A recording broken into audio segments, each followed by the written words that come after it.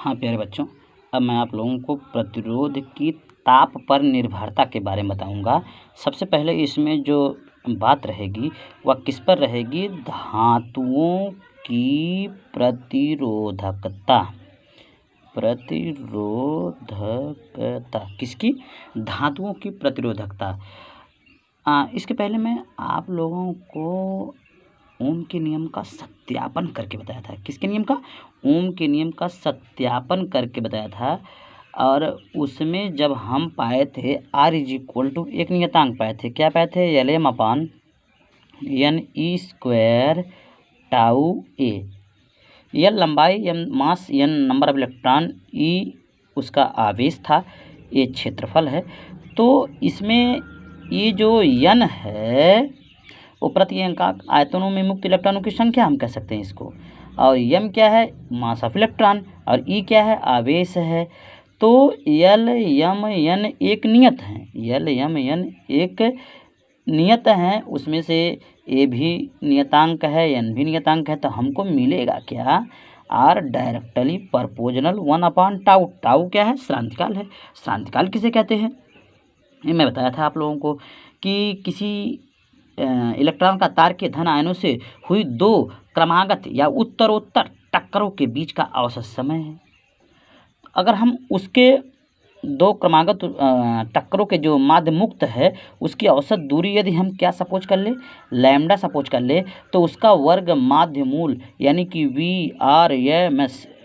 VRMS root means square, वर्ग माध्य मूल जो होगा वह किसके बराबर हो जाएगा? Tau = λ/VRMS। ये भैया ये आपका समय था, ये आपका दूरी है, ये चाल है, ये दूरी है, ये चाल है। अब हम टाउ बराबर क्या प्राप्त कर लिए? λ/V/RMS। तो R डायरेक्टली प्रोपोर्शनल क्या हो जाएगा? R डायरेक्टली 1/टाउ, और 1/टाउ के जगह पर क्या हो जाएगा? डायरेक्टली प्रोपोर्शनल, ये ऊपर चला जाएगा, VRMS अपान कितना हो जाएगा? लैम्डा हो जाएगा। ठीक है, ये तो हो गया उसका प्रतिरोधकता R बराबर मैंने बताया। लेकिन ये जैसे जैसे तार का ताप बढ़ता है वैसे वैसे ये जो VRMS है, VRMS का मतलब क्या हो गया? वर्ग माध्य मूल चाल।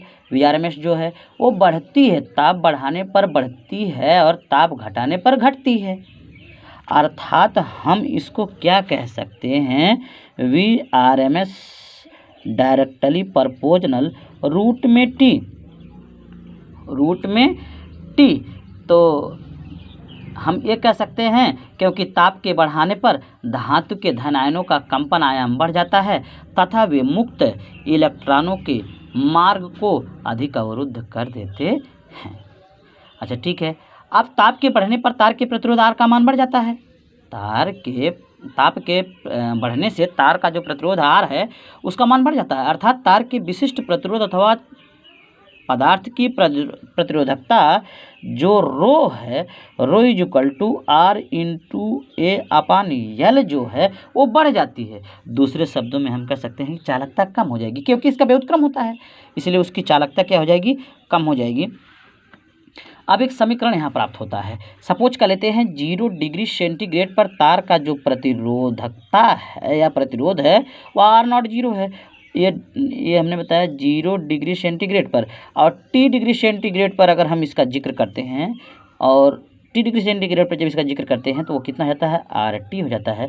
तो इसका एक समीकरण प्राप्त होगा। वह समीकरण क्या होगा?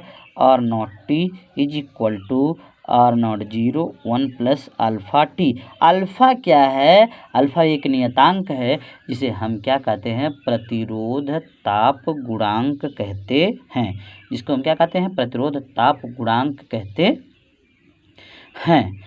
तब अल्फ़ा = क्या हो जाएगा? इसको आप लोग बताएंगे। अल्फ़ा = क्या हो जाएगा उसको आप लोग बताएंगे।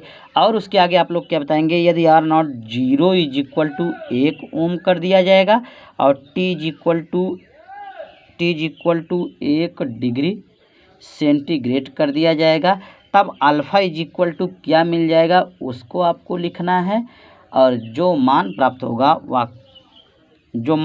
होगा वह प्रतिरोध में उतनी वृद्धि हो जाएगी। ठीक है, तो दूसरे शब्दों में हम कह सकते हैं कि ताप गुणांक किसके बराबर होगा? यदि किसी तार का 0 डिग्री सेंटीग्रेड पर प्रतिरोध 1 ओम हो।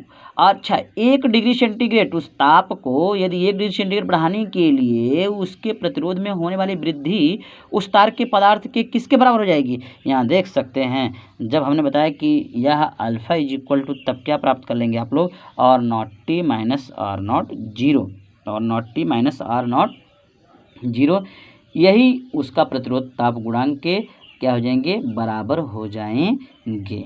अब हम ये भी कह सकते हैं कि किसी शुद्ध धातु के प्रतिरोध तार का प्रतिरोध अथवा धातु की प्रतिरोधकता तार के परम ताप के लगभग अनुक्रमानुपाती होता है, पूरा नहीं।